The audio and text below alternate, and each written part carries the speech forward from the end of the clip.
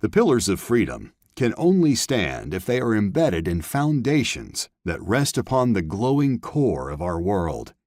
These foundations are our faith, our founding, our families, and our people, which are strengthened by our nation's commitments to education and to science. These foundations are further imbued by the virtues of vision, hope, gratitude, and forgiveness. These qualities instill clarity, fortitude, discernment, and charity, which are necessary to face our nation's problems in order that we do not dwell in the past, but live for the future.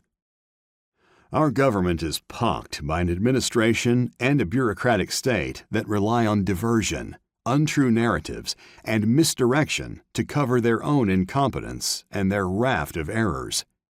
Perhaps paradoxically, it is the lawlessness and permissiveness which erode the civil society that precipitate public desires for governmental action, thus increasing the administration's size and reach. This may, in time, lead to totalistic governance, in which restrictions are imposed on activities, limiting severely the latitude of private or individual actions that were previously permitted. Political or other groups may be targeted at this point because the regime in power, lacking success or initiative, will seek internal and external enemies to divert the public's attention. This is the cycle we must break. To illuminate, the faceted side of a crystal must be held closest to the light.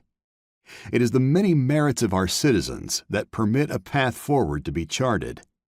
It is our nation's virtues, which are always vested in the individual and not the state, that constitute the wellspring of all necessary reform.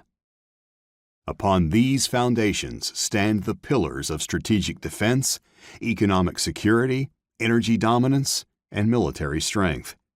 These powers, in turn, support the executive in the conduct of diplomacy, intelligence operations, and homeland security.